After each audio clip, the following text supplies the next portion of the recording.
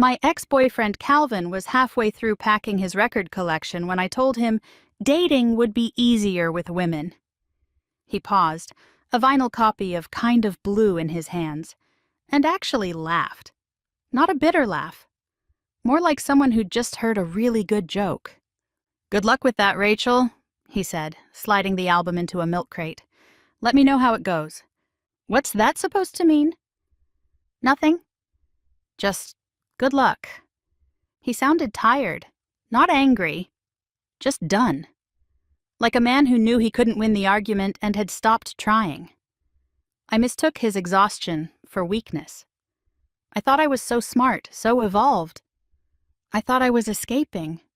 That was 6 months ago. 6 months since I'd ended our 3-year relationship because I was tired of explaining emotional labor and tired of his nice guy complaints about dating before we'd met.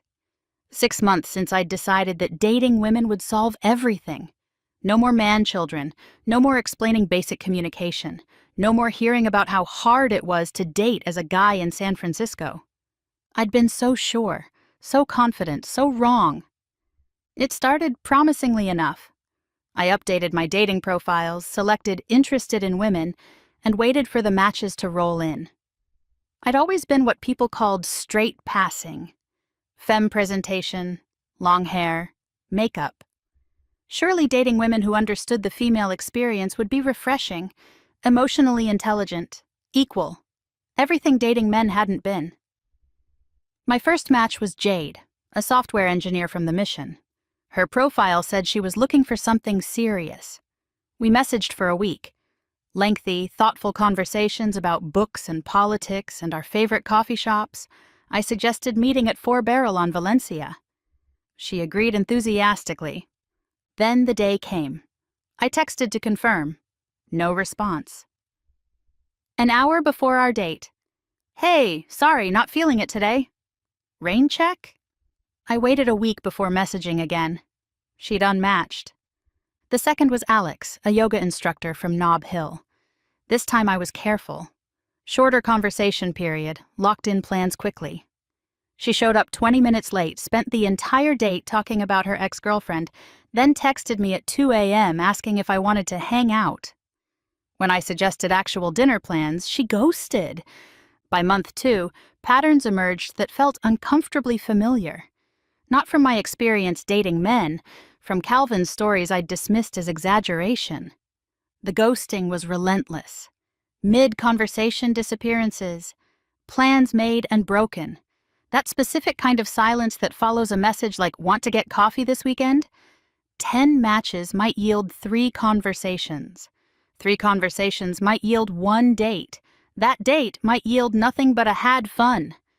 Text before radio silence.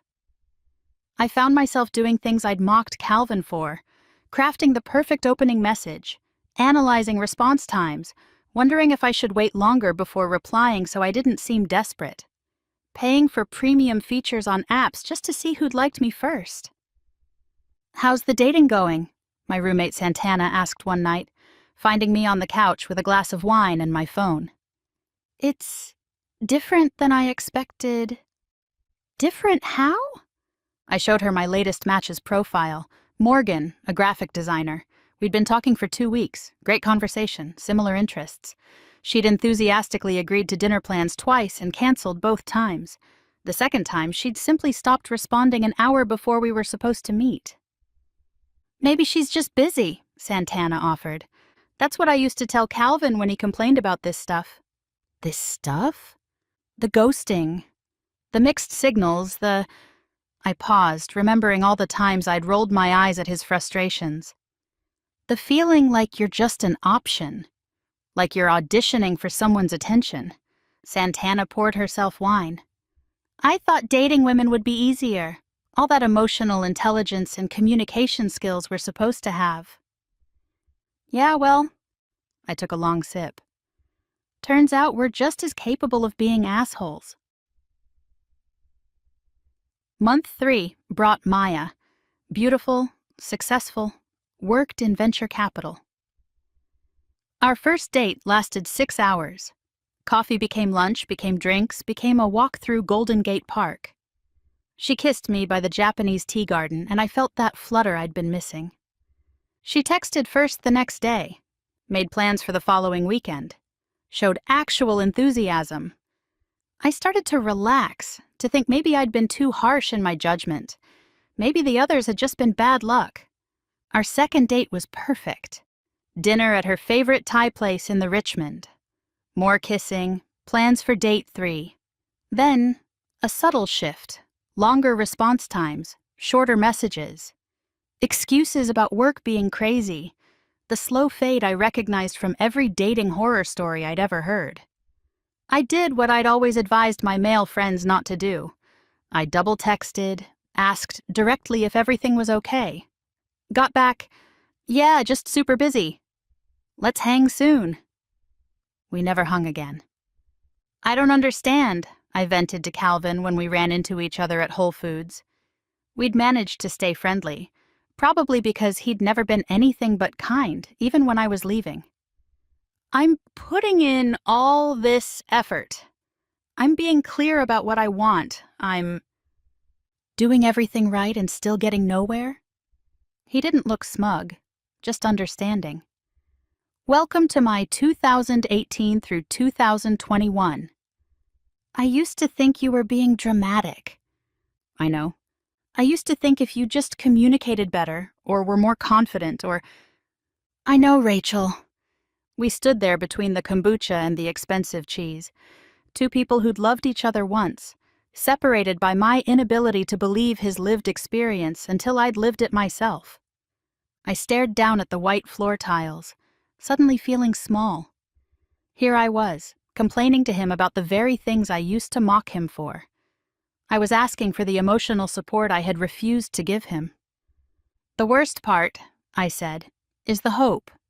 Every match, every conversation, you think maybe this one will be different. And sometimes you lower your standards just to feel wanted." He picked up a block of aged cheddar. "Remember when you said I was being shallow for caring about attraction? That I should focus on personality?" I winced. I'd said a lot of things. Told him his standards were too high while simultaneously telling him he needed to bring more to the table. Classic. "I matched with someone last week," I admitted. "Wasn't really attracted to her, but she actually responded to messages and seemed interested, so I went out with her anyway." "How'd that go?" Awkward. Forced. I felt guilty the whole time for wasting her time when I knew there was no chemistry. "Yeah, that feeling sucks." He didn't say I told you so. Didn't need to. Month 4 was when I discovered the hierarchy. Just like Calvin had described with women, there was clearly a top tier of women who had endless options. They were usually gorgeous, successful, confident. They'd match with dozens of people, chat with a few, date maybe 1 or 2. Everyone else scrambled for attention. I wasn't in the top tier. I was attractive enough, had a decent job in marketing, lived in a nice enough apartment in the Sunset. But in a city full of tech executives and models and women who looked like they'd stepped out of Instagram, I was solidly middle of the pack. The realization stung. How many times had Calvin expressed frustration about competing with dozens of other men for one woman's attention? How many times had I told him he was being insecure? I started paying for dates to stand out. Drinks, dinners, concert tickets. "You don't have to do that," they'd say. But I noticed the ones who insisted on splitting the check rarely wanted a second date. The economics of dating I'd dismissed as outdated suddenly felt very real when I was the one reaching for my wallet. $140, I told Santana after a particularly expensive dinner in Hayes Valley with a woman who spent the entire time looking at her phone. Plus 30 for parking. "Did she thank you?" She said, "Oh, you didn't have to do that," while already sliding her card back into her wallet. "Second date? She'll let me know. She's super busy with work right now." Narrator voice. She did not let me know. Month 5 brought the final blow to my assumptions. I'd matched with Claire, a therapist from Berkeley. Finally, I thought, someone in the helping professions. Someone who understands emotional availability and communication. Our text conversations were like pulling teeth. One-word responses, hours between messages. But when I suggested meeting, she was enthusiastic. Maybe she just wasn't a texter. She canceled our first date an hour before. Family emergency. Okay, that happens. Rescheduled for the following week. She canceled that one too. Work crisis, fine. Third attempt, she actually showed up. 20 minutes late, but she showed up. The date was fine. Pleasant conversation, a few laughs. When the check came, she made no move toward it. I paid, whatever. At the end, she hugged me and said she'd had a great time. Then nothing. I texted the next day. No response. Texted again 3 days later, just a light, "How's your week going?" Silence. A week later, I saw her on the app again. Active, posting new photos, just not responding to me. The therapist.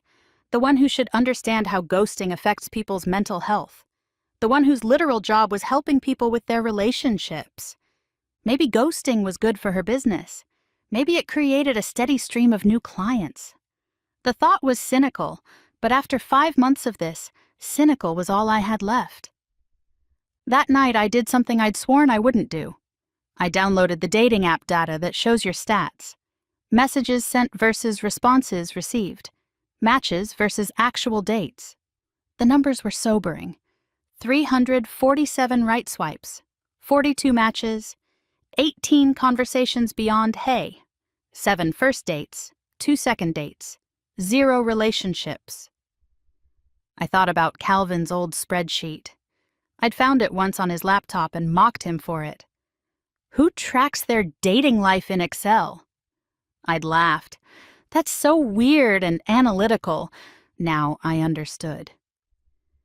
When you're putting in effort and seeing no results, you start looking for patterns, trying to figure out what you're doing wrong.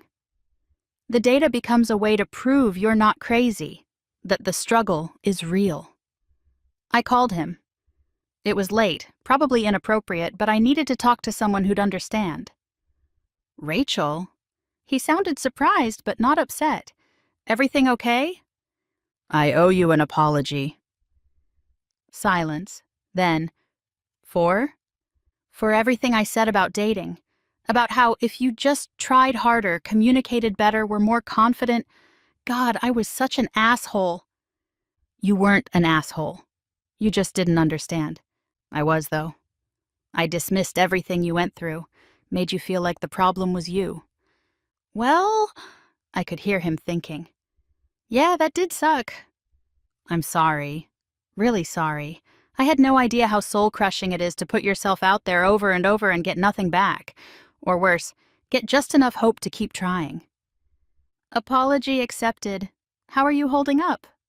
Honestly, I'm exhausted. I don't know how you did this for years. Wine helped. And video games. Lots of video games. I laughed, remembering how I'd criticized his gaming habit.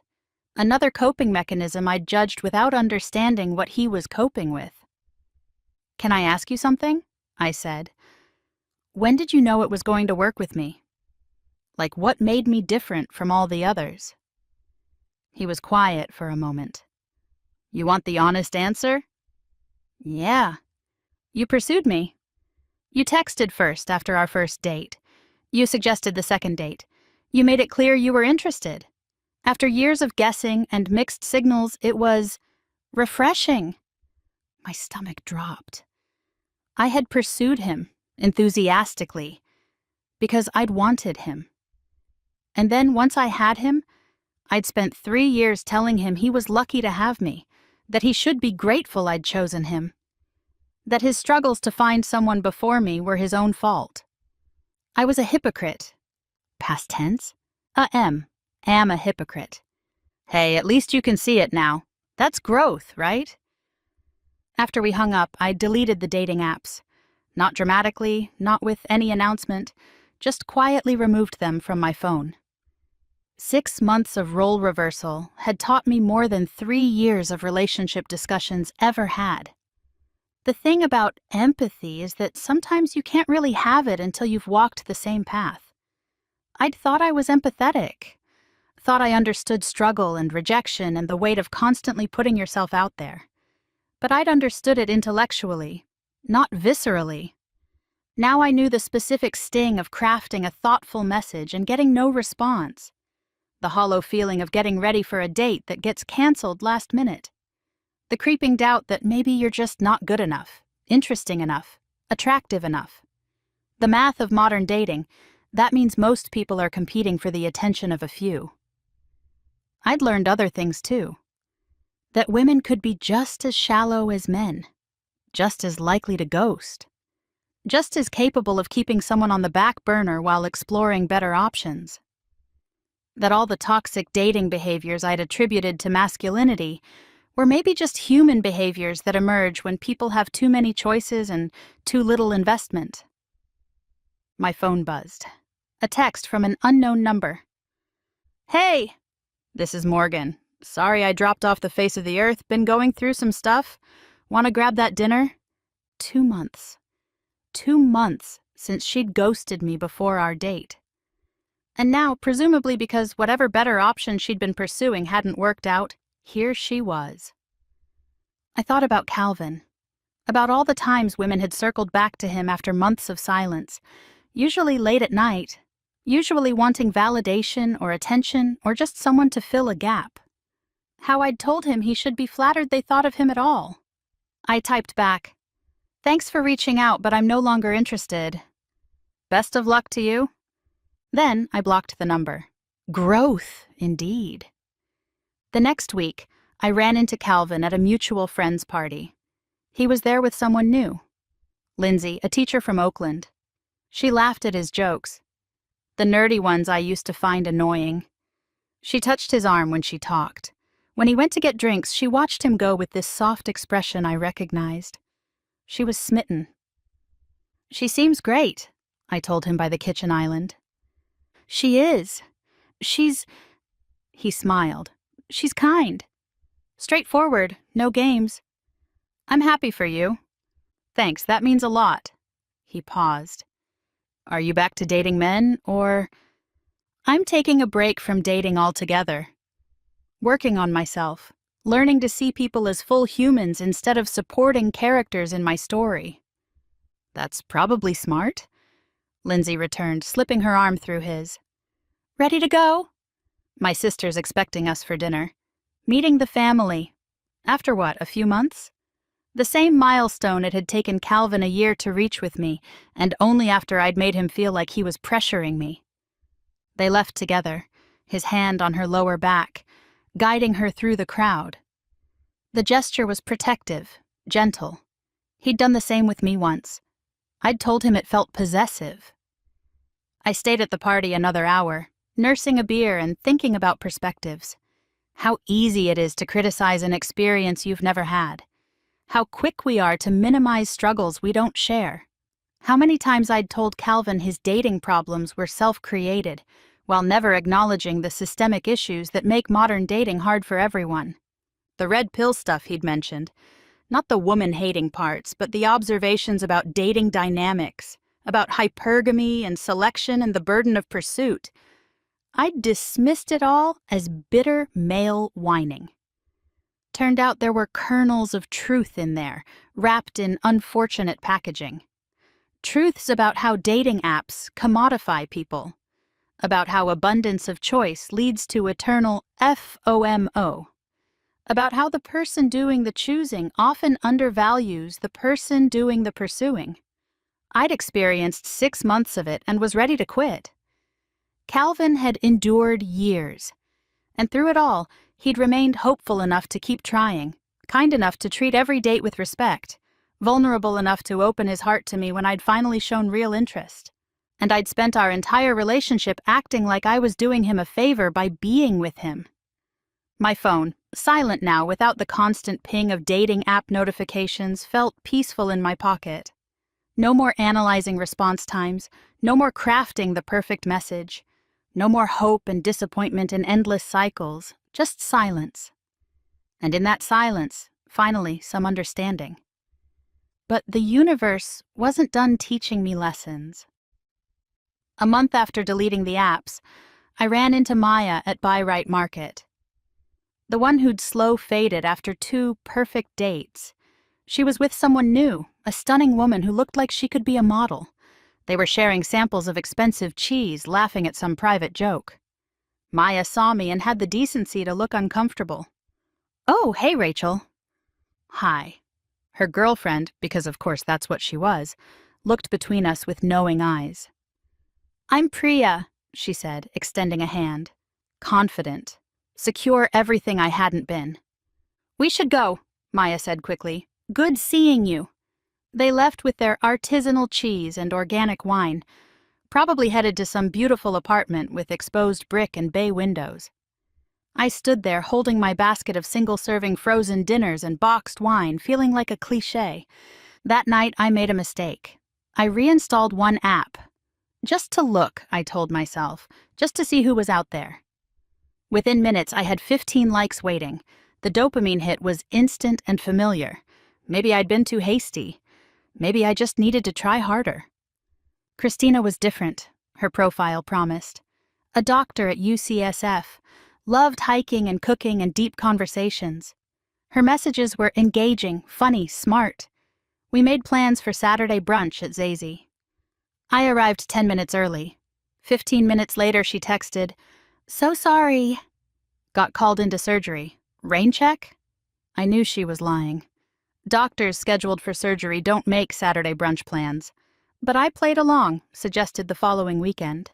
She agreed enthusiastically. That date got canceled too. Food poisoning, she claimed. "Just tell her you know she's not interested," Santana advised. "Call her out." But I didn't, because calling her out would mean admitting I was being strung along. Again. That I was accepting crumbs of attention because even crumbs felt better than nothing. I thought about Calvin's journal. Yes, he'd kept a journal, another thing I'd mocked. He'd written about feeling invisible, about wondering if he was fundamentally unlovable. I'd found it once while looking for a phone charger and told him he was being melodramatic. Now I kept my own journal. Pages of wondering what was wrong with me, why I could match but not meet but not date but not build anything lasting. The spiral of self-doubt was suffocating. "Maybe you're trying too hard," my mom suggested during our monthly phone call. "Just be yourself." Be myself, the same advice I'd given Calvin countless times, as if being yourself was some magic key that unlocked romantic success, as if the problem was performance rather than a system designed to always show you the next option, the better choice, the upgrade waiting just to swipe away. I lasted 2 more weeks before deleting the app again. This time, I also did something else. I found Calvin's old Reddit posts. He'd shown them to me once, trying to explain the online spaces where men discussed dating struggles. I'd skimmed them with judgment, seeing only bitterness and entitlement. Now I read them differently. Been on 47 first dates in 2 years, 4 second dates, 0 relationships, starting to think I'm the problem. Matched with someone who seemed really interested. 3 weeks of great conversation. Made plans twice. She canceled both, finally deleted her number. Paid $300 for a date last night. Dinner and concert tickets. She spent half the time on her phone and didn't even say thanks. Feel like an ATM. The responses weren't all bitter. Many were supportive. Men sharing similar experiences, offering advice, commiserating. Building community around shared struggle. The same thing women did in their own spaces, just with different vocabulary. I'd called these spaces toxic echo chambers. And yes, some corners were. But mostly they were just humans trying to understand why connection felt so impossible in an age of infinite options. I thought about texting Calvin, not to try to win him back. That ship had sailed, and rightfully so. But to thank him for his patience when I didn't deserve it, for his grace when I mocked his struggles, for never once saying, "I told you so," when I finally understood. Instead, I finished my beer and headed home to my apartment in the sunset. Alone, but not lonely. Wiser, but at such a stupid cost. I'd thrown away a good man because I thought I deserved better, only to discover that better was a mirage created by too many options and too little appreciation for what I had. The dating apps stayed deleted, not because I'd given up on love, but because I needed time to sit with what I'd learned, to really internalize it, to become the kind of person who could appreciate a good partner instead of constantly wondering if there was someone better just to swipe away. 6 months. That's all it took to understand what Calvin had tried to tell me for years. The dating world wasn't neatly divided into men who were bad at dating and women who deserved better. It was full of humans trying to connect in a system designed to keep them swiping, searching, wanting more. I'd joined the other side and found it was exactly as difficult as he'd said. The only difference was that I'd had the luxury of dismissing his experience until I lived it myself. And that, more than any failed date or ghosted conversation, was the hardest truth to swallow. 3 months later, I saw the wedding announcement on Facebook. Calvin and Lindsay. A small ceremony at a vineyard in Napa. The photos showed him in a gray suit, her in a simple white dress, both glowing with the kind of happiness that can't be faked for cameras. 6 months. They'd known each other 6 months, and he'd proposed. The same man I'd kept at arm's length for 3 years, who I'd told was moving too fast when he'd suggested moving in together after year 2. I zoomed in on one photo, his hand on her waist, her looking up at him with pure adoration. His sister in the background, the same sister who'd unfriended me after the breakup. His mom dabbing at her eyes, the mom who'd treated me like a daughter until I'd treated her son like an option. The comments were full of congratulations. Perfect couple. About time. She's so lucky. Lucky. There was that word. The word I'd bristled at whenever anyone had used it about me and Calvin. You're so lucky to have him, his mom had said once. I'd smiled politely while internally rolling my eyes. Lucky? To be with a software engineer who wore the same 5 shirts and got excited about board games? Now Lindsay was the lucky one, because she'd seen what I'd missed, that a good man who shows up consistently is worth more than 1,000 possibilities on a screen. I closed Facebook and opened my laptop. The blank document stared back at me. My therapist had suggested writing a letter to Calvin, not to send, just to process. Dear Calvin, I typed, then stopped. What was there to say? That I'd been wrong? That I'd confused stability with settling? That I'd mistaken his kindness for weakness? That I'd thought I was upgrading when really I was downgrading to a slot machine that never paid out? The cursor blinked, waiting, just like he'd waited, for me to appreciate him, to see him, to stop looking over his shoulder for something better. I closed the laptop and poured another glass of wine. Tomorrow would mark 1 year since I'd ended things. 1 year of freedom. 1 year of discovering that freedom was just another word for nobody giving a damn about your day. My phone buzzed. Unknown number. Hey! Is this still Rachel's number? This is Becca from Core Power. We matched like 8 months ago, but I was traveling for work. Just got back to SF. Want to grab drinks? 8 months. 8 months later, and she thought I'd, what? Be sitting around waiting? That I'd be grateful for the attention? I was about to delete it when I realized I probably would have said yes. If I hadn't deleted the apps. If I was still in that cycle of hope and disappointment. I would have convinced myself that maybe she really had been traveling. That maybe this was finally my chance. The same way Calvin had probably convinced himself every time I'd thrown him crumbs of affection between periods of taking him for granted. I deleted the message and blocked the number. Then I did something else. I pulled out a pen and paper, analog like Calvin would have done, and wrote an actual letter. Calvin, you'll never read this, but I need to write it. I was wrong about everything, about you, about dating, about what I deserved versus what I had. You loved me, really loved me.